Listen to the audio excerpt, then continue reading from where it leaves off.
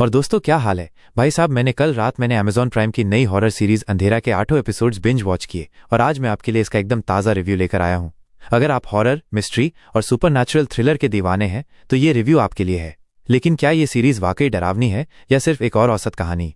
चलिए बात करते हैं। अंधेरा की कहानी एक छोटे से शहर में सेट है जहां एक पुलिस ऑफिसर इंस्पेक्टर रिया एक रहस्यमयी मर्डर केस की तहकीकात कर रही है।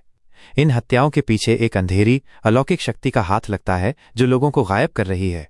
लेकिन ये शक्ति है क्या, इसका मकसद क्या है और रिया को इस केस में क्या क्या पता चलता है, ये सब जानने के लिए आपको सीरीज देखनी होगी। कहानी में ट्विस्ट्स है, सस्पेंस है और कुछ ऐसे सीन है जो आपको सोचने पर मजबूर कर देंगे। मेरा पहला इंप्रेशन, जब मैंने अंधेरा का ट्रेलर देखा था तो मुझे लगा कि ये शायद एक और ठीक ठाक सीरीज होगी क्योंकि इसमें कुछ एक्टर्स की चॉइस थोड़ी अजीब लगी। लेकिन पहले एपिसोड से ही इसने मुझे अपनी गिरफ्त में ले लिया। कहानी की शुरुआत धीमी है लेकिन जैसे जैसे एपिसोड्स आगे बढ़ते हैं सस्पेंस और डर का माहौल बनने लगता है। हर एपिसोड करीब 45 मिनट का है तो पूरी सीरीज खत्म करने में आपको 6-7 घंटे लगेंगे। क्या है इस सीरीज की बिगेस्ट स्ट्रेंथ? डार्क और क्रीपी माहौल। इस सीरीज की सबसे बड़ी ताकत है इसका डार्क गहरा माहौल। चाहे वो सुनसान जंगल हो, पुराना हवेली जैसा सेट या रात के सन्नाटे में भयानक साए, विजुअल्स आपको बांधे रखते हैं।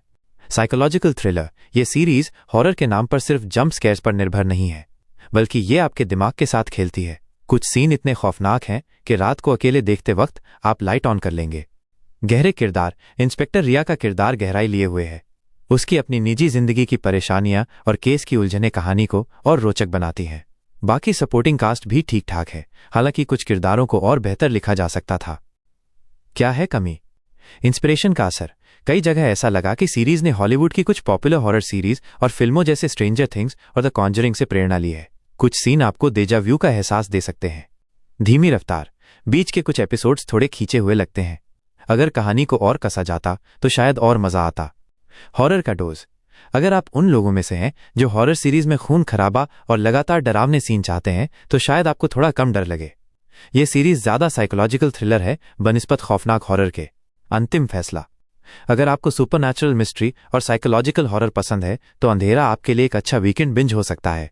ये उन लोगों को भी पसंद आएगी जिन्होंने अभी तक ज्यादा हॉलीवुड हॉरर कंटेंट नहीं देखा। लेकिन अगर आप हार्डकोर हॉरर फैन हैं जो हर सीन में डर चाहते हैं तो शायद ये आपकी उम्मीदों पर पूरी तरह खरी न उतरे। सीरीज का अंत एक क्लिफ हैंगर पर होता है जो सीजन 2 की तरफ इशारा करता है। मैं निश्चित तौर पर अगले सीजन का इंतजार करूंगा क्योंकि कहानी में अभी बहुत कुछ अनसुलझा है।